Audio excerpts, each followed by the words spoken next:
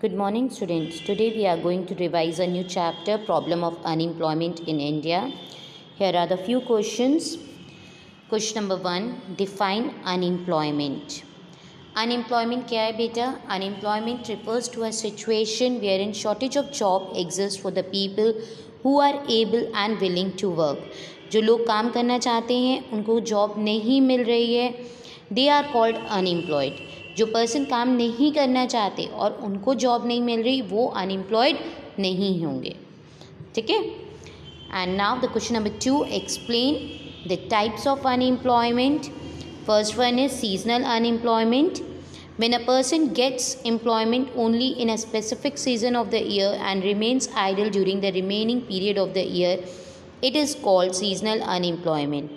जब एक पर्सन को for the time being job मिले, for a specific season job मिले, वो सीजनल अनएम्प्लॉयमेंट होती है.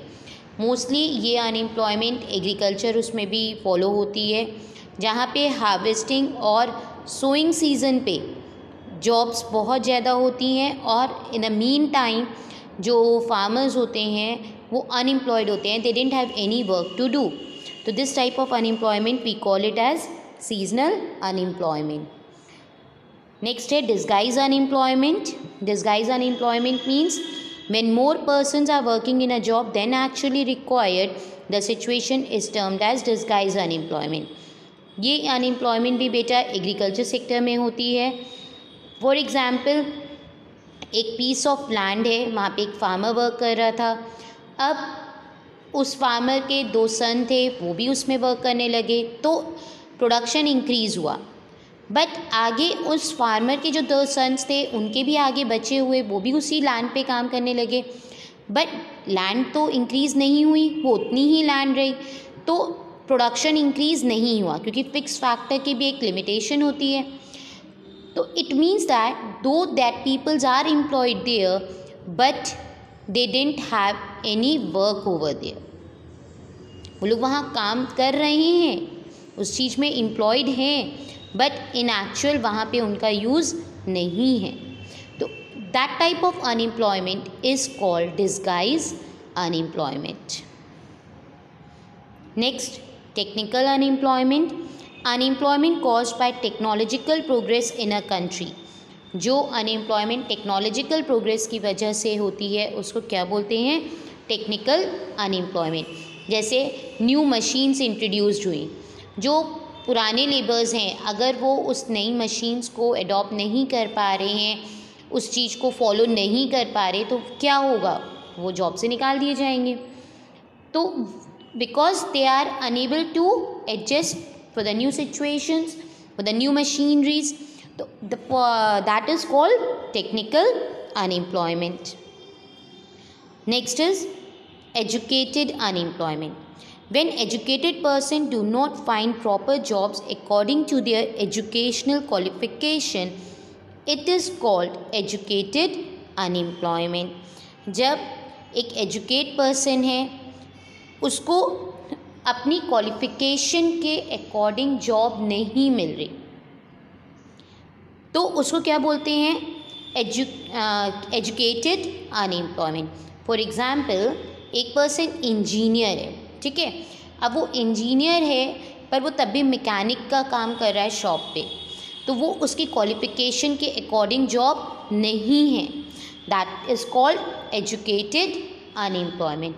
और every year educated unemployment increase हो रही है डे बाय डे, बिकॉज उतनी पेस से डेवलपमेंट या जॉब्स नहीं ग्रोथ हो रही. These are the few types of unemployment. State any 4 causes of unemployment. Unemployment के क्या reasons हैं बेटा? First one, slow economic growth. Economic growth बहुत स्लो है जिसकी वजह से अनएम्प्लॉयमेंट है, क्योंकि अगर इकोनॉमिक ग्रोथ ज़्यादा होगी तो जॉब अपॉर्चुनिटीज़ भी बढ़ेंगी, बट इकोनॉमिक ग्रोथ उस पेस पे नहीं हो रही है जिस रेट से नीड है. That is why there is a problem of unemployment in a economy. Next, increase in population rate जिससे तेज़ी से इंक्रीज़ हो रहा है बेटा, उस रेट से जॉब अपॉर्चुनिटीज़ नहीं बढ़ रही हैं. This is one of the main factor और the cause of unemployment.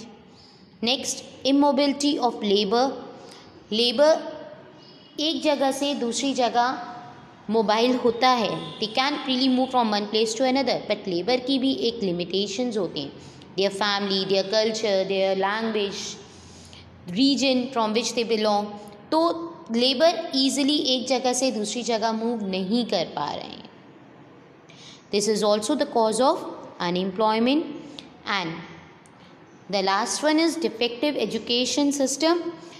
India में जो एजुकेशन सिस्टम है बेटा, वो थ्योरेटिकल ज़्यादा है, प्रैक्टिकल नहीं है. तो थ्योरेटिकल बहुत ज़्यादा है, जिसकी वजह से एक्चुअल वर्ल्ड में जाके लोगों को जॉब्स को मिलने में प्रॉब्लम होती है. For this reason India is facing a problem of unemployment.